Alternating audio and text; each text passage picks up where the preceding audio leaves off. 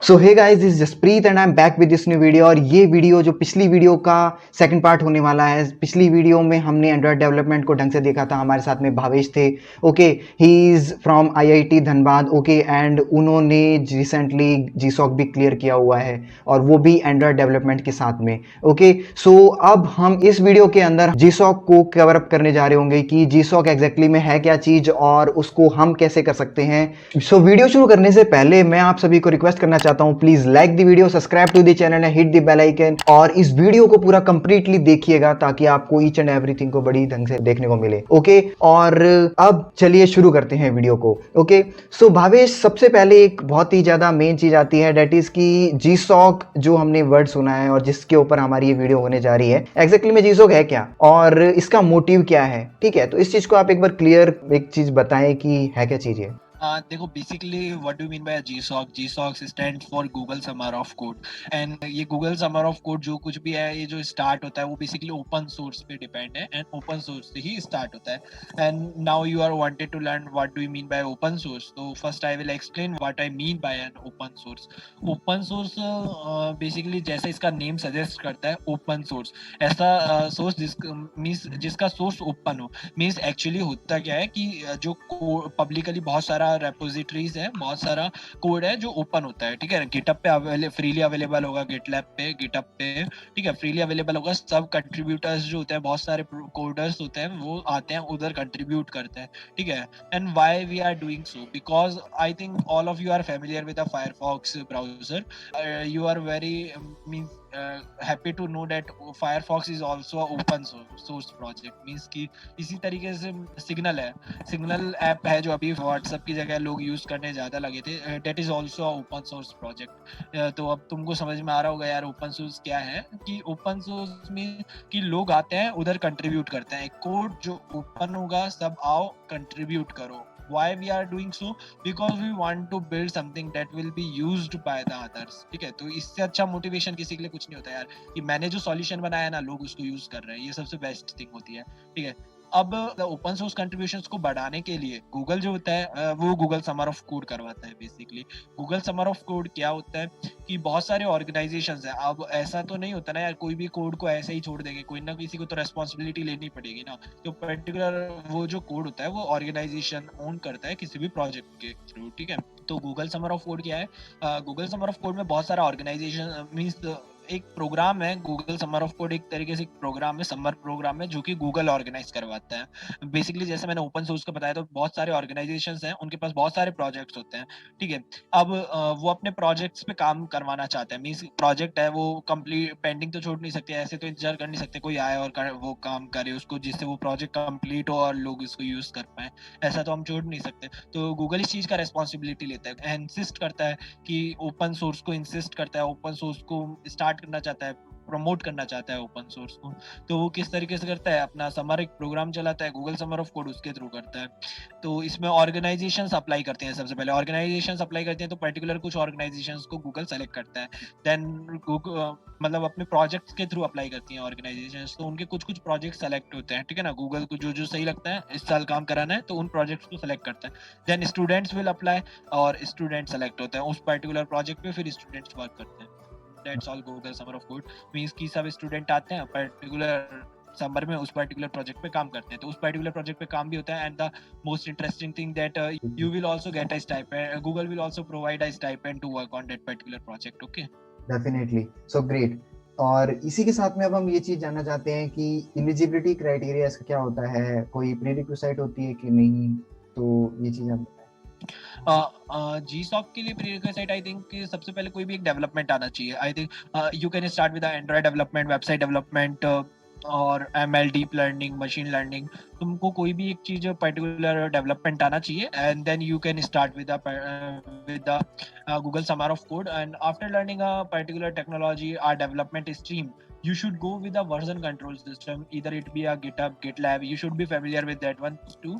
And उसके बाद तुमको एक ऑर्गेनाइजेशन सेलेक्ट करना चाहिए, बहुत अच्छा सा एक ऑर्गेनाइजेशन सेलेक्ट करो जिसमें तुमको इंटरेस्ट हो। मीन्स की जो भी टेक्नोलॉजी तुमको आती है, as like you are very much cool in the Android app development, then you should search for an organization that is having a project in the Android app development, and you should find out that particular project in the Android app development, and you should start that with that particular project. Means तुमको उस Android वो जो particular project है उस पे contribute करना होगा, इसके थ्रू तुम जा सकते हो। तो prerequisite बस दो ही चीजें हैं, कोई भी एक डेवलपमेंट आना चाहिए। मैं एंड्रॉइड के लिए ही नहीं बोल रहा, तुमको किसी भी, अगर तुमको ओपन सोर्स में गूगल समर ऑफ कोड में किसी भी पर्टिकुलर पे करना है, तो तुमको वो पर्टिकुलर टेक्नोलॉजी आनी चाहिए जिस भी तुम प्रोजेक्ट पे कंट्रीब्यूट करना चाहते हो। एज लाइक अगर वो एंड्रॉइड डेवलपमेंट का प्रोजेक्ट है तो तुमको एंड्रॉइड डेवलपमेंट आना चाहिए। And after that second thing, क्योंकि बहुत सारे लोग उस पर्टिकुलर कोड पे कंट्रीब्यूट कर रहे हैं, तो तुमको गिटहब, गिटलैब इस तरीके का, या फिर जो भी वर्जन कंट्रोल सिस्टम वो लोग यूज कर रहे हैं, तो तुम उनको उस चीज का से भी फेमिलियर होने चाहिए, ताकि तुम उसको इजीली कंट्रीब्यूट कर पाओ, उसमें तुमको कोई इशू ना आए। And these are the two things that is prerequisite for particular project.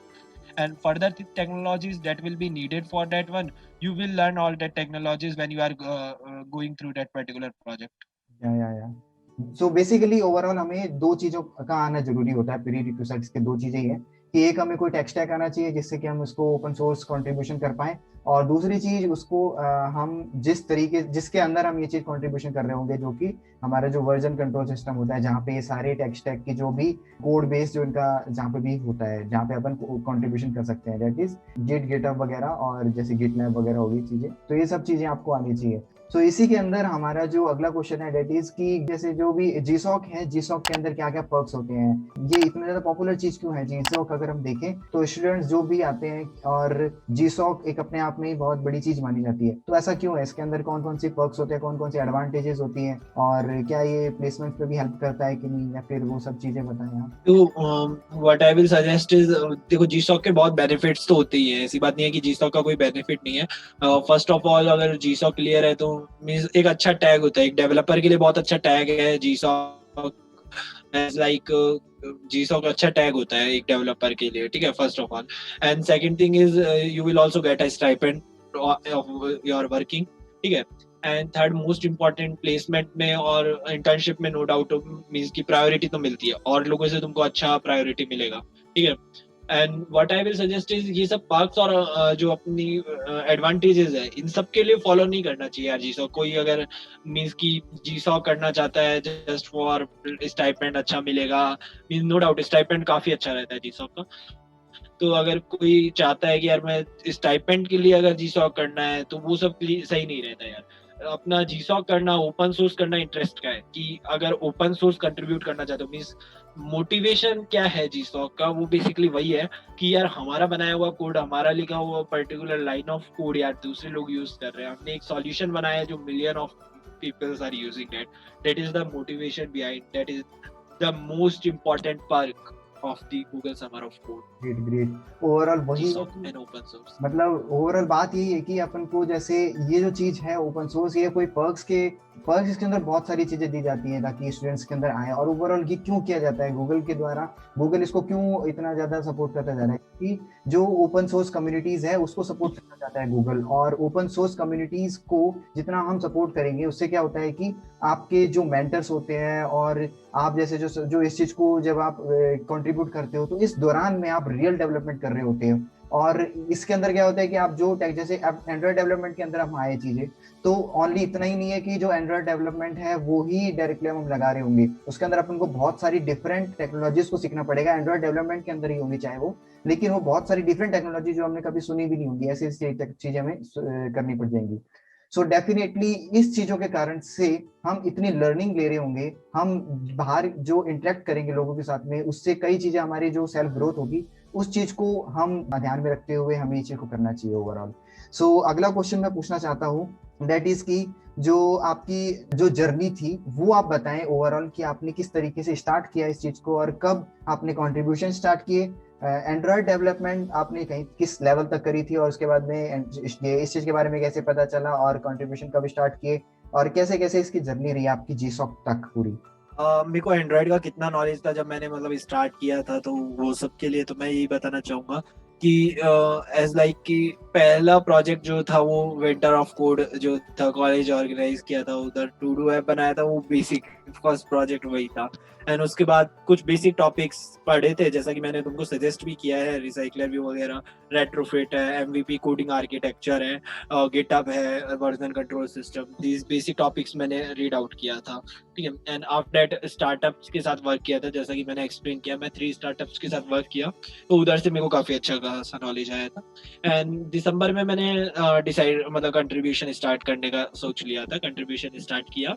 And means कि मैंने अपना ऑर्गेनाइजेशन सेलेक्ट करना स्टार्ट कर दिया था दिसंबर के अप्रॉक्स में, नवंबर दिसंबर में। एंड मेरे को सबसे अच्छा ऑर्गेनाइजेशन लिब्रा हेल्प लगा, एज बिकॉज मैंने लास्ट ईयर जेसॉक वाला प्रोजेक्ट देखा था, लिब्रा हेल्प जिसमें प्रज्वल नाम का एक बंदा है, उसने काम किया था।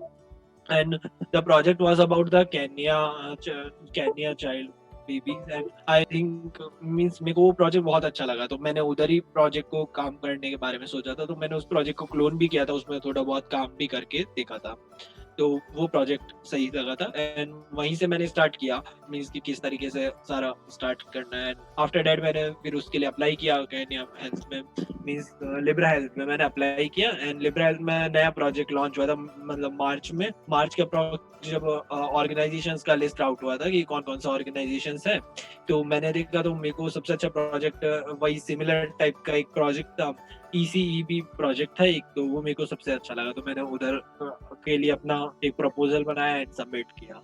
Great great. काफी कुछ सीखने को मिला था, नो डाउट। मतलब अगर तुम ओपन सोर्स कंट्रीब्यूट करते हो तो तुम बहुत सारी टेक्नोलॉजी सीख जाओगे, और वो भी बहुत कम टाइम में। मीन्स की DHIS2 का नाम भी नहीं पता था मुझे, क्या चीज होता है, किस तरीके से मेडिकल लाइन में यूज होने वाला है, लेकिन now a time I am very much comfortable with the DHIS2 system. Great great. वही मैं बोल रहा हूँ कि अगर ओपन सोर्स है तो बहुत कुछ सीखने को मिलता है। ओके, सो अगला क्वेश्चन भावेश ये आता है हमारा कि आइडियली हमें किस टाइम पे स्टार्ट करना चाहिए और किस तरीके से स्टार्ट करना चाहिए एक स्टूडेंट को, आप किस तरीके से सजेस्ट करेंगे जाकि एक मतलब बहुत बढ़िया तरीके से कर रहे हैं, तो वो चीज एक बताएं आप।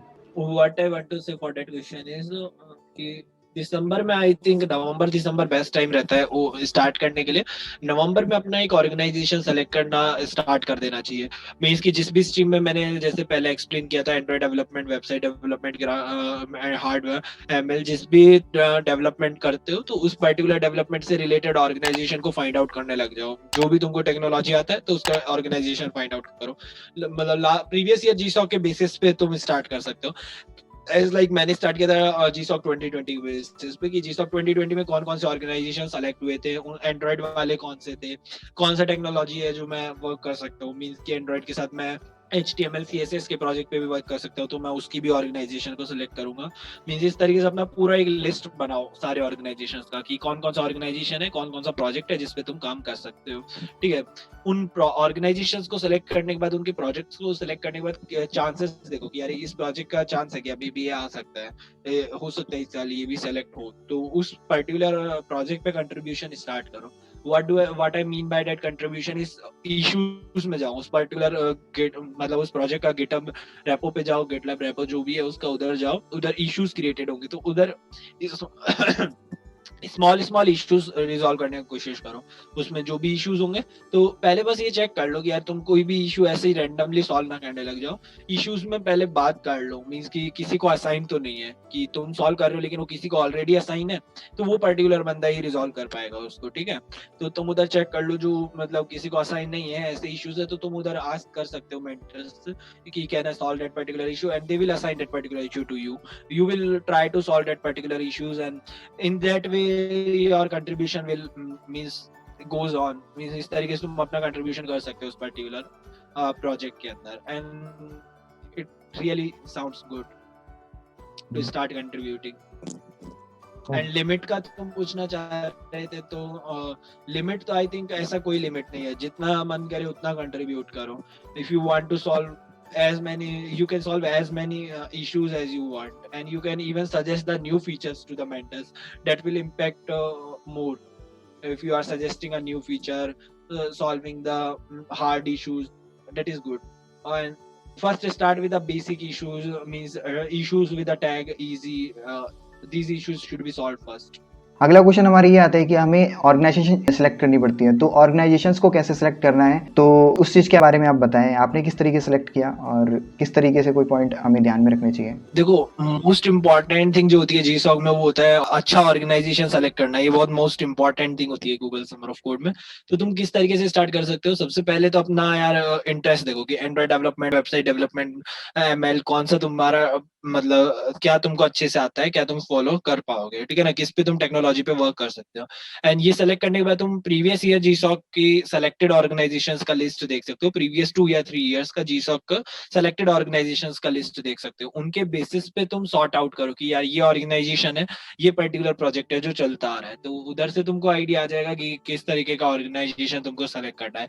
मीन्स रफली मतलब मेरे को याद है कि मैंने 100 से ज्यादा प्रोजेक्ट सेलेक्ट किए थे, लिस्ट बना लिया था एक पूरा कि इधर ये सारे प्रोजेक्ट्स हैं, मतलब लास्ट के 2-3 ईयर्स के रिकॉर्ड से उनमें से फिर कट करते गया कि यार ये मेरे मतलब का नहीं है, ये नहीं है, ये नहीं है, ऐसा कर करके 2 या 3 प्रोजेक्ट्स मेरा ओवरऑल रह गया था जिधर मेरे को कंट्रीब्यूट करना था।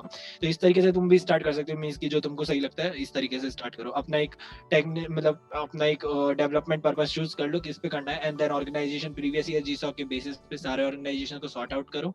जो भी तुमको टेक्नोलॉजी आता है उसके यूज कर रही है वो ऑर्गेनाइजेशन को सॉर्ट आउट करो, उनमें से ऑर्गेनाइजेशन सेलेक्ट कर लो जो तुम ओके, जिसमें तुम काम करने वाले हो। ठीक ठीक ठीक। ओके, सो इसके अंदर ओवरऑल टाइम कितना लगा आपको।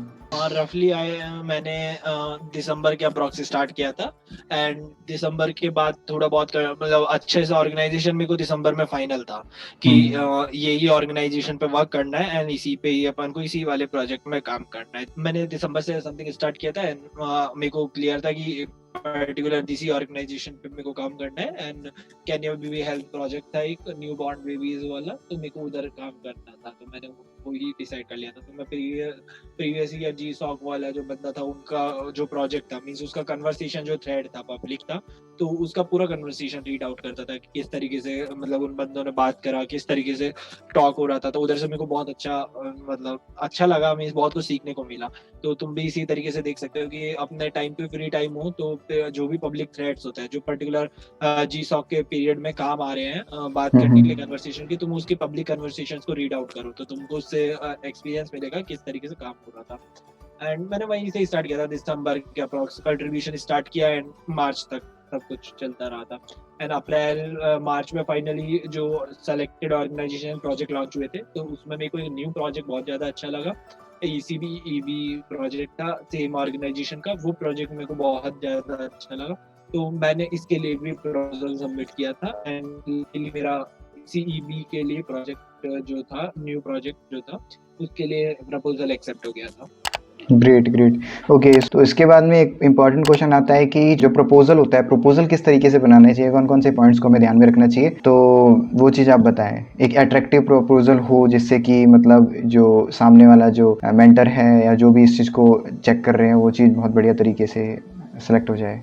तो अट्रैक्टिव प्रपोजल के लिए सबसे बेस्ट थिंग क्या होता है कि तुम पूरा एक्सप्लेन करो कि जो भी पर्टिकुलर तुम्हारा प्रोजेक्ट है तुम उस पर्टिकुलर प्रोजेक्ट में क्या क्या टेक्नोलॉजीज यूज करने वाले हो, किस तरीके से तुम उसको इम्प्लीमेंट करने वाले हो, वो complete as much details as you can put in your proposal you should put in your proposal, ठीक है। जो भी टेक्नोलॉजीज यूज करो, जो भी तुम अपना एज अ बैकएंड यूज करने वाले हो, जो भी तुम अपना as a front end use करने वाले हो, जो भी लाइब्रेरीज यूज करने वाले हो, तो वो सब तुमको उधर लिखना होगा। एक प्रॉपर टाइमलाइन डिफाइन करो कि ये वाला पार्ट तुम्हारा इस टाइम तक कंप्लीट हो जाएगा, ये वाला सेकंड वीक तक कंप्लीट हो जाएगा, इस तरीके से तुम एक प्रॉपर टाइमलाइन बनाओ, उसको पुट करो उधर। टाइमलाइन तुम्हारा इतना भी ज्यादा वो नहीं होना चाहिए सोफिस्टिकेटेड, मीन्स की तुम ज्यादा ही दिखाना चाह रहे हो कि ज्यादा दिखाना चाह रहे हो एज मीन कि तुम इतना कर नहीं सकते, तुम मेंशन कर रहे हो कि you will work more than 100 hours in a week, you should not do that type of practical things. Practical You होना चाहिए। should prepare your proposal very optimistic that can be followed by you as well. Okay, इस तरीके का proposal बनाओ, means technology सारा explain करो, timeline एक define सही तरीके से एक्सप्लेन करो, प्रॉपर वर्किंग आवर्स इतना तुम वर्किंग करने वाले हो वो प्रॉपर एक्सप्लेन करो। एंड बेस्ट थिंग अगर तुम उसमें बैकएंड भी तुम ही बनाने वाले हो और पूरा स्ट्रक्चर डिफाइन कर सको तो वो बहुत बेस्ट रहेगा। क्या तुम किस तरीके का जेसन यूज करने वाले हो, किस किस पर्टिकुलर उसका स्कीमा कैसा रहने वाला है, वो सब भी तुम एक्सप्लेन कर पाओ तो बहुत बेस्ट रहेगा। ओके, तो ये सब एक्सप्लेन करके तुम अच्छा प्रपोजल बना सकते हो. And most important, you can also mention your previous projects. Means कि तुम एंड्रॉइड में बना रहे हो तो तुम्हारे पास एंड्रॉइड के प्रोजेक्ट्स हैं, तुमको एंड्रॉइड का नॉलेज है, तुम जावा के प्रोजेक्ट्स मेंशन करो कि मैंने ऑलरेडी इस पे काम किया हुआ है, क्योंकि तुमको ऑलरेडी काम किए हुए बंदे को ही कंपनी हायर करना चाहेगी. ठीक है, मींस की न्यू टेक्नोलॉजी सीख सकते हो, लेकिन ऐसा भी नहीं है मींस ज्यादा प्रायोरिटी उसी को मिलेगा भाई जिसने उस टेक्नोलॉजी पे काम किया, उसको आता है. ठीक है, न्यू टेक्नोलॉजी तुम सीख भी सकते हो, उसमें कोई इशू नहीं है, लेकिन वो पहले सीख लो.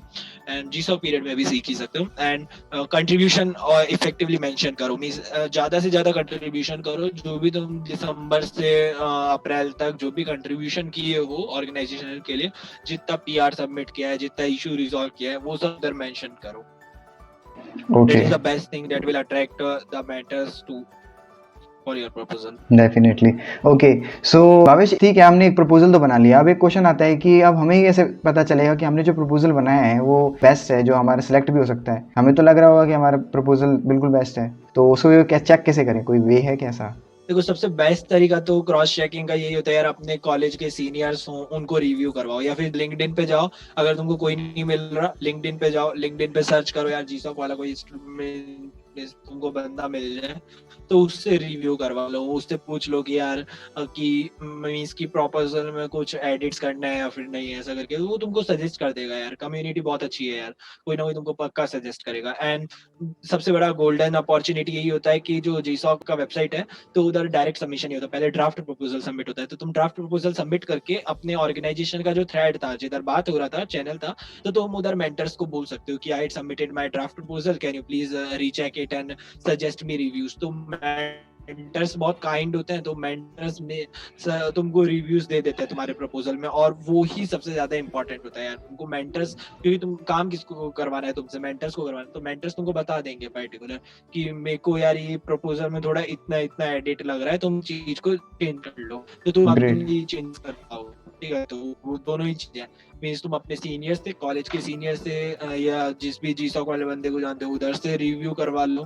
ठीक है, कोई को भी नहीं जानते, लिंक्डइन पे भी तुम सर्च करके रिव्यू करवा सकते हो. ठीक है, एंड आफ्टर दैट तुमको लगता है सेकंड तो है ही करना है कि ड्राफ्ट प्रपोजल सबमिट करो. मींस की at the final time submit मत करो अपना प्रपोजल कि कल डेडलाइन है तो मैं आज रात को कर रहा हूँ. नहीं, ऐसा नहीं करना. बहुत पहले अपना अर्ली प्रपोजल बनाओ और उसको सबमिट करो ड्राफ्ट, एंड मेंटर से रिव्यू मांगो उस पे, तो तुम उसको इम्प्रूव कर पाओगे.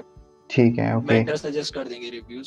सो अगला क्वेश्चन हमारे ये आता है कि जैसा कि तुमने बताया कि जो दिसंबर के अंदर ही तुमने कोई कंट्रीब्यूशंस के लिए जो ऑर्गेनाइजेशन थी वो तुमने सेलेक्ट कर ली थी, और उसके अंदर ही हम लोग कंट्रीब्यूट करते जा रहे थे.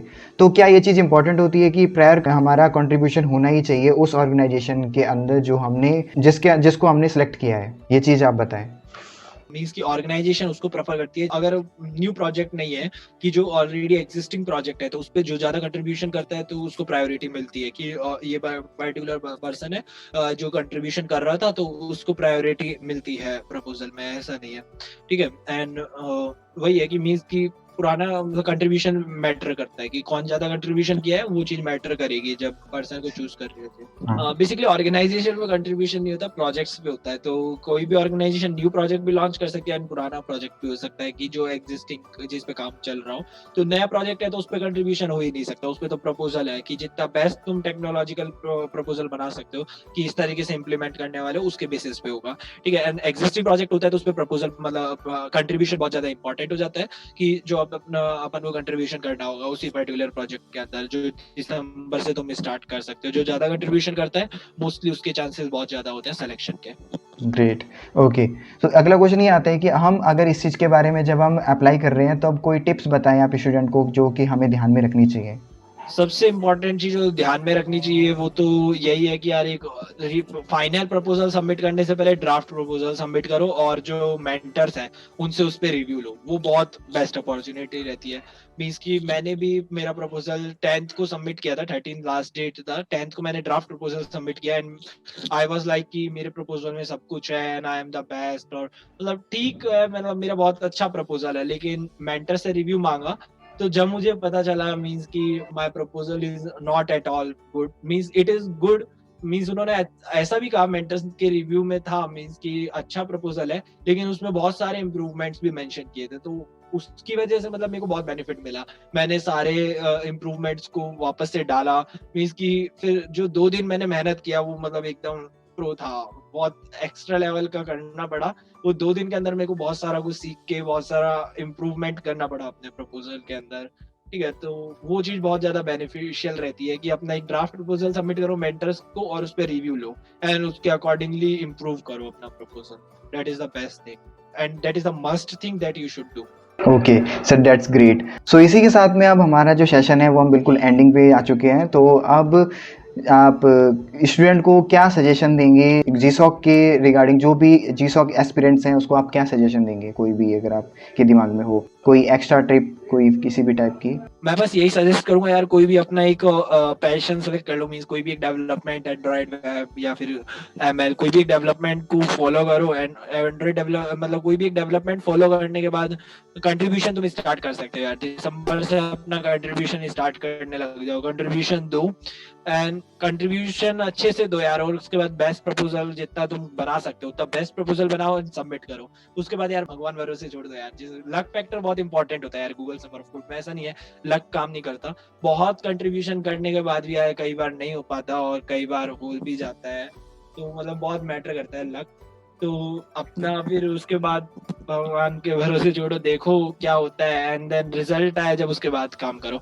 नहीं भी होता है ना तो देखो डिमोटिवेट होने का जरूरत नहीं है। मैं सबसे पहले यही बोलना चाहूंगा क्योंकि यार तुमने बहुत अच्छा काम किया होता है यार, तुमने इतना सारा कंट्रीब्यूशन किया है तो तुम सीवी में लिख सकते हो यार ओपन सोर्स साइंटिस्ट मतलब करके, तो कोई दिक्कत नहीं है, तो उधर बहुत अच्छा चांस होगा। ठीक है ना, तो मतलब ऐसे मत सोचो यार अगर नहीं भी हुआ तो डिमोटिवेट नहीं होने का। ठीक है ना, मतलब अपना मोटिवेशन डाउन नहीं करना, फन को करते रहे। ठीक है, नहीं तो अगली बार हो जाएगा। ठीक है, दैट्स ऑल।